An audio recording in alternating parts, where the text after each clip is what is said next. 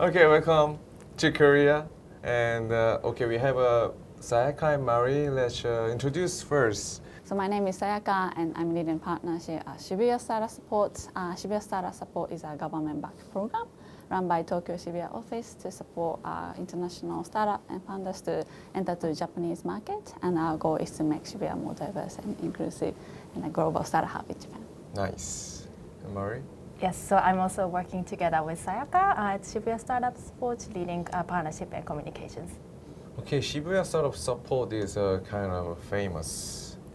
I saw that I checked the website of Shibuya Startup Support as well, and there is like a visa for startups as well. Mm-hmm. But the thing is, the Japanese language is really hard to learn.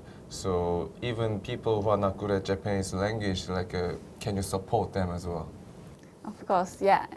It's nice that people can, even if you could speak Japanese, but we support all the paperwork, like completed paperwork, and also like we help the connecting right people at the right timing. Don't worry about that.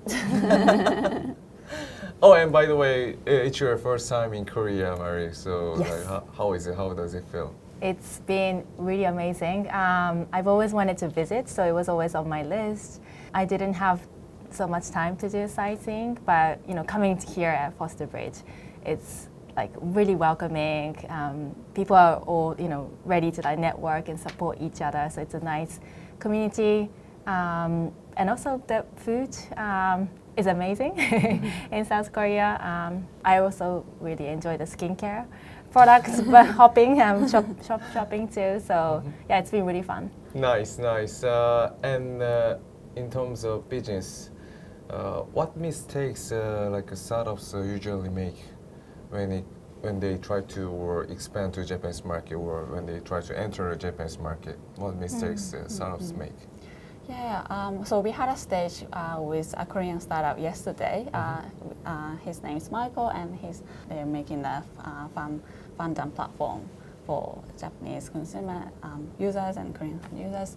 And he mentions that a lot of Korean startup coming to Japan, they think the Japanese market and Korean market is the same. But it's totally, so he strongly mentioned that those markets are totally different. So you really need to understand the differences. Can you describe the biggest differences between Japanese and Korean market? I think one of the examples we discussed was about the relationship management. So I think in business in Japan, we care a lot about relationship and existing players as well. So sometimes, there might be a startup and they might have a better, solution or better product. So you might think, okay, it's better to switch because of the price or the quality. But it doesn't happen immediately. It's always, I think corporations really respect the existing relationship as well. So it's not so much about, disruption, but it's more about how to collaborate, how to make new partners. So I think we, using time and really investing into relationship building is one of the big factor in Japanese business. Building trust or building a relationship with the Japanese partners, how long it takes,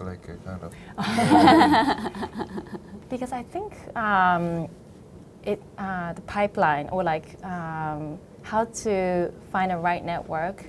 There are different strategies for different startups, or even for the phase as well.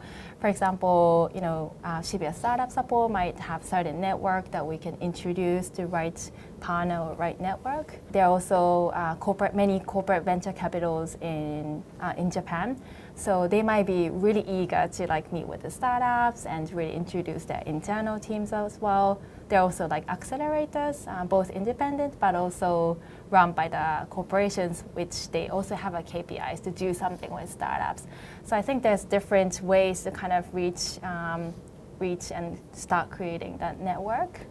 And I think you can always, talk to people like us just to get a big scope. And I would say there's no one textbook for all, but it's more of everybody has a different journey.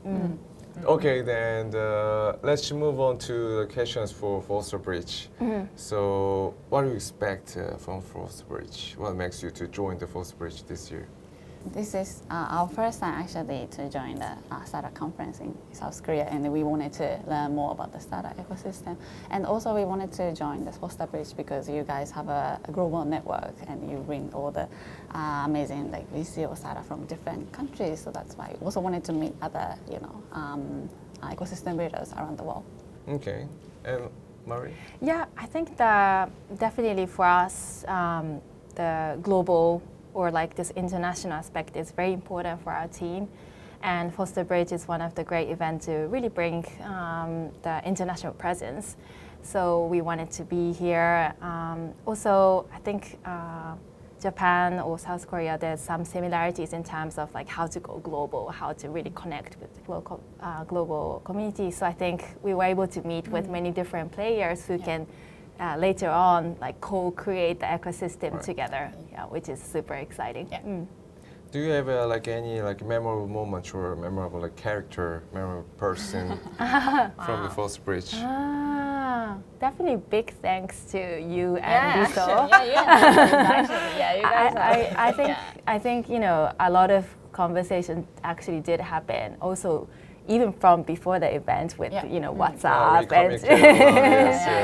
and I think once we came here, it was always like, hey, are you looking for something? And very engaging. So it was very easy to kind of network with the introduction, thanks to you guys. But also, just walking around the venue, there is a lot of serendipity. Like, I think we had a meeting with like Edmund from Indonesia and really like looking into to supporting their fintech startups, but also going to Japanese market eventually. So I think these kind of conversations just happened like miraculously. Yeah, also it's also nice to see the familiar faces. Like, for example, like Alan from Startup Island team. Like from Taiwan. Yeah, Taiwan. We collaborate a lot with them. But it's also nice to see them in different countries outside of Japan or Taiwan. Like Japanese and Taiwanese in Korea. In Korea, exactly. Yeah. And then 1 to 10, what score would you give to Fosterbridge? You need to be frank. Yeah. I was in my head. I was thinking, should I give a 10 or 12? Because I think this is the first time organizing. My background is also I used to run an event called Slash Tokyo, so I know how hard event planning is. But at the end of the day, it's all about the people, like who will come to the venue and mingle together. And I think in that sense, like Fosterbridge really brought the people together and made it possible for us to create meaningful conversations and new networks, meet with the existing friends. So I think in that sense, I would say like 12. 12 in total? No. So for myself, Mary. How would you rate? Yeah, definitely the same. And also like I really like the size of the conference because usually the startup conference is huge and it's really hard to but this event you guys bring the really like the right person, the right people and the right group to the same venue, and it's really easy for us to connect and also discuss quite a lot for the future collaboration. We really appreciate. Then what should we do for making this Fosterbridge better and to have you guys in 25 and 26? I think for us, because our goal is to bring to really invite international founders and startups to Japanese market, or maybe like collaborate with Japanese market. It would be really great to, of course, see more startups from here. Yeah, startups from here, even from I think from South Korea, who are eager to enter, like who Japanese might be a bit market. curious about Japanese market. I think we're always super happy to meet them. And I think the numbers can always, it's a limitless. So we were really amazed by the demo day yesterday about the creative tech.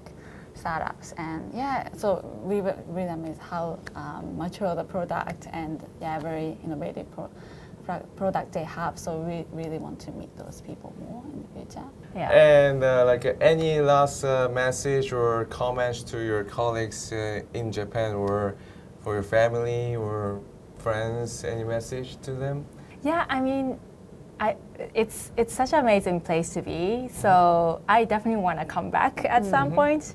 And to do that, I think, like having collaborations and partnerships. So really excited to be back, but vice versa too. Like excited to see you also in Tokyo Shibuya? as well. Yeah. Okay. Yeah. So yeah, we have a event called Dig Shibuya. It's an art and technology event, a 4 days event next February. And during the 4 days event, we have a business matching event for creative tech startup connecting with a Japanese corporate. So on the February 10th. So we'd love to have you on the day. 10th of February. Yeah. Okay, I will Yes. practice my Japanese. Yeah. And I hope we can communicate in Japanese next time. Yes.